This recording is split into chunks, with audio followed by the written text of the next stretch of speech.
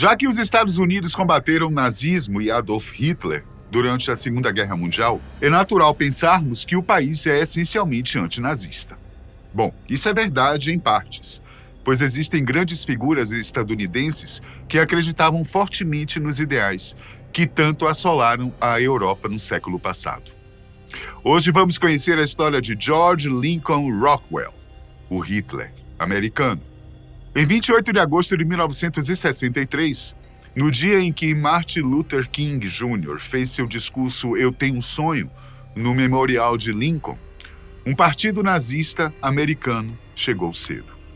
George Lincoln Rockwell, o carismático fundador do partido, era descaradamente racista, homofóbico e, claro, antissemita. Apenas 17 anos após os aliados derrotarem os alemães na Segunda Guerra, ele tentou realizar um comício de celebração para o aniversário de Hitler em Nova York. Em Washington, Rockwell previu que 10 mil contra-manifestantes se juntariam a ele para protestar contra o discurso de King. Ao mesmo tempo, o líder supremacista espalhou rumores sobre multidões de negros possivelmente atacarem o Congresso. Porém, as coisas não saíram como planejado para ele. O Departamento de Polícia de Washington não permitiu a demonstração de Rockwell e seus seguidores. Isso surpreendeu o nazista, pois ele acreditava que a polícia estaria de seu lado. Em contrapartida, mais de 200 mil americanos se juntaram a Martin Luther King em um evento pacífico que transformou a história do país. Rockwell e pouco menos de 90 seguidores foram cercados por 100 policiais, de acordo com o jornal The Guardian. Quando um dos homens tentou discursar alguma coisa, foi imediatamente preso. Frederic Simonelli, autor da biografia de Rockwell, chamada Führer Americano, de 99, descobriu um interessante fator ao pesquisar sobre o dia posteriormente. Segundo Simonelli, alguns dos seguidores de Rockwell naquele dia eram farsantes. Na verdade, estavam ali apenas para garantirem informações para grupos policiais. Outros eram informantes que trabalhavam para membros da comunidade judaica. Apesar disso, quando Luther King marchou em Chicago, em 66, 3 anos depois, foi recebido por milhares de nervosos protestantes brancos. Alguns deles levantavam cartazes que referenciam o Rockwell. Outros tinham slogans como Junte-se à Revolução Branca e Nós trabalhamos duro pelo que temos, de acordo com o Chicago Tribune. O Führer americano morreu 1 ano depois, assassinado por um dos próprios seguidores. Entretanto, grupos nazistas existem nos Estados Unidos até hoje, muitas vezes agindo obscuramente. Em 2017, pessoas no mundo todo se chocaram com imagens de Charlottesville, onde centenas de jovens brancos nacionalistas, neonazistas e outros ativistas da extrema-direita gritavam: "Vocês não vão nos substituir" e "Judeus não vão nos substituir". Ao contrário de muitos adeptos da extrema-direita americana, George Lincoln Rockwell não era da classe operária branca. Ele era filho de uma estrela do ramo do teatro. O homem estudou na prestigiosa Universidade Brown, onde desenhou quadrinhos para o jornal da instituição e serviu como oficial da Marinha na Segunda Guerra Mundial e na Guerra da Coreia. Em 1955, já veiculava abertamente suas críticas à integração racial. O supremacista logo adotou o discurso antissemita e anticomunista. Sua simpatia ao nazismo ficou clara após colocar uma suástica na parede da sala de sua casa. Em 1959, foi exonerado da Marinha por conta de suas visões políticas. No mesmo ano, tentou realizar o comício em homenagem ao aniversário de Hitler. Não demorou muito para que fundasse o Partido Nazista Americano. Apesar de sua marcha em Nova York ter fracassado, em 61, ele dirigiu uma Kombi pelos estados sulistas do país. O veículo foi batizado de Ônibus do Ódio. O motivo dessa ação era se opor ao Ônibus da Liberdade, veículo que transportava ativistas dos direitos civis pela mesma região. 2 anos depois, Rockwell organizou a manifestação em oposição a Martin Luther King, que já falamos aqui. Rockwell tinha um instinto para encenações.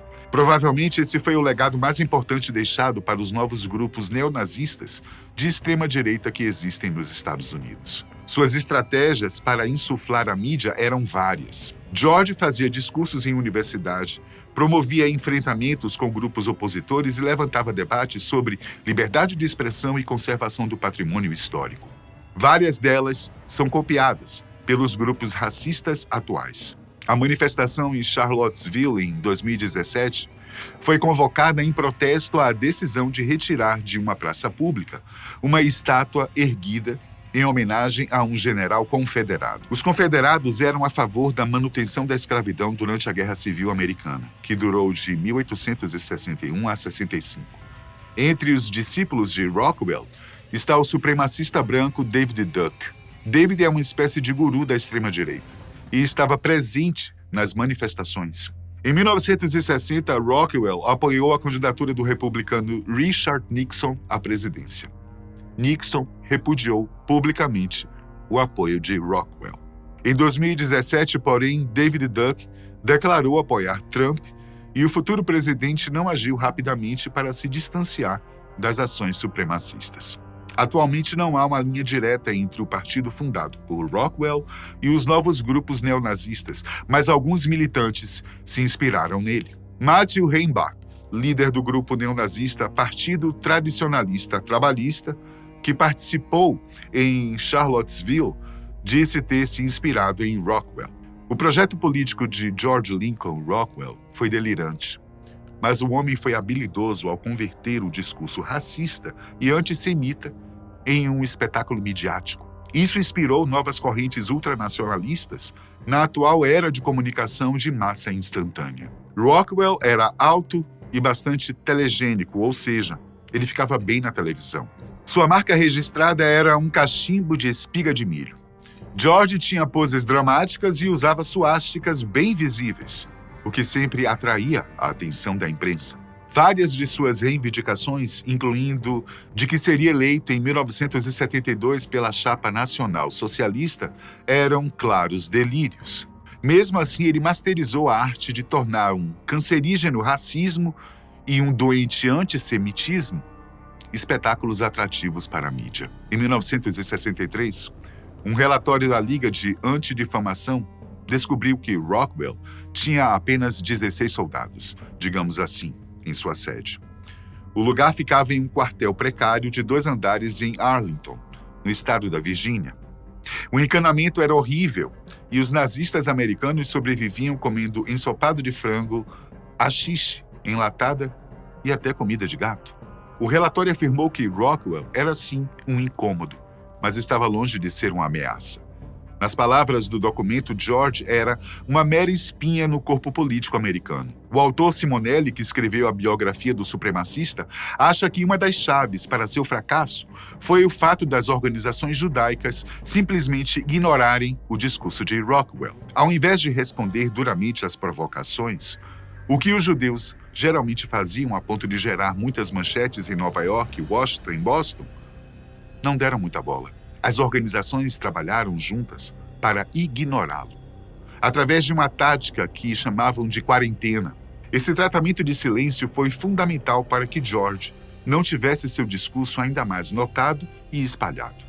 Rockwell foi morto em agosto de 67, do lado de fora de uma lavanderia em Arlington. O líder foi alvejado por John Patler, um de seus antigos seguidores. Talvez você estranhe a conivência dos Estados Unidos com essas ações supremacistas. Afinal, por que ninguém prendeu Rockwell? Ainda por cima, por que algumas manifestações nazistas atuais não são completamente rechaçadas? Em 2017, enquanto aconteciam livremente as manifestações supremacistas em Charlottesville, um cidadão americano foi agredido e preso em Dresden, na Alemanha, após fazer uma saudação nazista. Os dois países divergem muito no grau de tolerância ao uso de símbolos nazistas. Na Alemanha, a lei prevê punição de até 3 anos para quem usar insígnias relacionadas ao Terceiro Reich ou fizer apologia ao nazismo. Nos Estados Unidos, o uso de símbolos do nazismo, o discurso de ódio e a existência de grupos de perfil neonazista são práticas legais. As atividades são amparadas no direito à livre expressão garantida pela Constituição. No Brasil, a Lei 7.716/89 determina a prisão de 2 a 5 anos para quem fabricar, comercializar, distribuir ou veicular símbolos, emblemas, ornamentos distintivos ou propaganda que utilizem a cruz suástica ou gamada para fins de divulgação do nazismo. Dados do Centro Jurídico da Pobreza do Sul, ONG Americana de Defesa dos Direitos Civis, indicam que existem mais de 900 grupos de ódio nos Estados Unidos. Essa grande diferença de tratamento entre os Estados Unidos e diversos países, como a própria Alemanha, deve-se à história de cada país. Além disso, as leis e a interpretação dos acontecimentos influenciam a questão. Peter Kern, professor de Direito Penal da Universidade de Colônia, na Alemanha, explica à BBC Mundo que, em seu país, a utilização de insígnias está estritamente proibida pelo Código Penal. A proibição existe desde o final da Segunda Guerra Mundial. Kern disse que o artigo de número 86 proíbe o uso de símbolos de organizações inconstitucionais. Isso inclui bandeiras, emblemas, uniformes, insígnias e até modos de saudação. As únicas exceções são os contextos artísticos e científicos de pesquisa ou ensino. Ou seja, um museu pode mostrar uma bandeira como a suástica, mas uma pessoa não pode usá-la dentro do território alemão, diz o professor. Segundo Kern, as profundas marcas deixadas pelo nazismo na consciência coletiva e o temor de que ele retorne levaram a essa legislação. A lei também coloca na ilegalidade qualquer grupo que siga a ideologia de Hitler e seus seguidores. Infelizmente, alguns grupos alemães desse tipo conseguem escapar da justiça através de alguns artifícios. Eles evitam termos específicos e se apresentam apenas como grupos de extrema-direita. Alguns anos atrás, as caras mais visíveis na Alemanha eram do Partido Nacional Democrático, que quase foi proibido no início de 2017. Uma dissidência dele, chamada Alternativa para a Alemanha, também exibiu ideais parecidos. Nos Estados Unidos, o uso de símbolos ou a propagação do ideário nazista estão amparados no direito à livre expressão, consagrada pela primeira emenda da Constituição. Darren Hutchinson, professor de Direito Constitucional da Universidade da Flórida, disse que isso não se aplica apenas ao discurso oral ou escrito. A lei protege o discurso simbólico, o que envolve exibir uma bandeira, fazer saudações nazistas ou portar qualquer elemento gráfico. A primeira emenda estabelece que o governo dos Estados Unidos não pode discriminar com base num ponto de vista determinado na hora de impor restrições à liberdade de expressão. Nos Estados Unidos, se um estado decide restringir o uso de símbolos nazistas por conta de sua mensagem, isso é uma restrição à liberdade de expressão e viola a Constituição. Porém, a primeira emenda, apesar de permitir tais atos, também estabelece bases e limites para castigar os atos de violência que podem ser provocados pelos discursos de ódio. Porém, se na Alemanha o Código Penal estipula como delito o uso de material inspirado nessas ideias, os parâmetros americanos para estabelecer quando o discurso de ódio transgride a lei são nebulosos. Darren Hutchinson explica que o direito estadunidense não costuma fazer restrições prévias. Ou seja, ele não preza pela proibição de coisas que podem acontecer, mas prefere punir as que aconteceram. O direito constitucional americano desaconselha as restrições prévias, que são aquelas que proíbem ações com base no que poderia ocorrer. Isso explica por que é inconstitucional vetar a publicação de certos livros, como Minha Luta, ou proibir uma manifestação como a ocorrida no fim de semana, com base nos efeitos que poderiam ter. As únicas exceções são discursos que incitam à violência ou catalogados como difamação, calúnia, obscenidade ou incitação à anarquia. Aplicar isso é muito complicado, já que não é fácil justificar legalmente que algum discurso se insere nesses parâmetros, pois são subjetivos. É difícil prever se alguém vai incitar a violência propositalmente em um discurso. Do mesmo modo, é muito difícil justificar a proibição de um discurso político ou de matérias vinculadas ao interesse público, como são os temas raça e política. O resultado é um limbo legal de interpretação extremamente ampla. Castanheda diz que esse reconhecimento do direito à livre expressão é uma forma de limitar o controle do governo sobre as liberdades civis. Quando os americanos estabeleceram a primeira emenda, Pensaram sobre o fato das autoridades nem sempre exercerem seu poder de censura de maneira responsável. Em dado momento, quando o discurso subverte a autoridade estatal, ele poderia ser considerado ilegítimo. É por isso que defendemos a livre expressão como uma liberdade civil, afirma a promotora. A Associação Americana dos Direitos Civis concorda com isso. Por isso, sempre está entre os que defendem os direitos de grupos neonazistas ou de extrema-direita se manifestarem. Chris Hampton, especialista da associação, diz que fazem isso porque acreditam no princípio de que, se os direitos de uma pessoa são violados, os outros estão sob risco. A liberdade de expressão não pertence apenas àqueles com quem estamos de acordo. E a primeira emenda não protege apenas os discursos politicamente corretos. A opinião traz falas polêmicas. Hampton acredita que o compromisso com a primeira emenda é mais importante nos casos difíceis. É justamente a tolerância para com os discursos de ódio que os protegem de regimes como o nazista.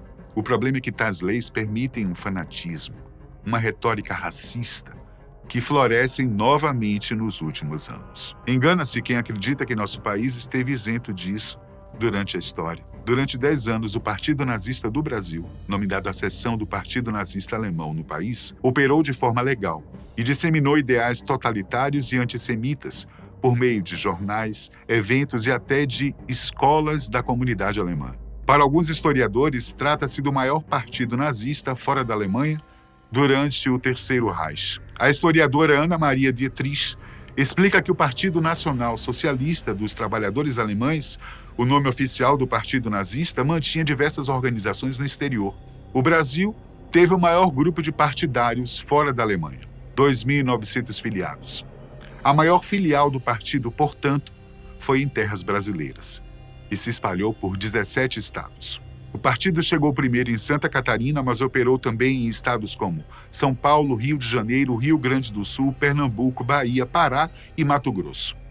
A primeira sessão foi inaugurada 5 anos antes de Hitler chegar ao poder. A história de George Rockwell nos ajuda a lembrar que o fantasma do nazismo está sempre por aí e precisa sempre ser combatido. Infelizmente, a ideologia não ficou confinada apenas na Alemanha, mas ela se espalhou e chegou até mesmo aqui. Você aí, o que é que você acha disso tudo? Deixa aí nos comentários.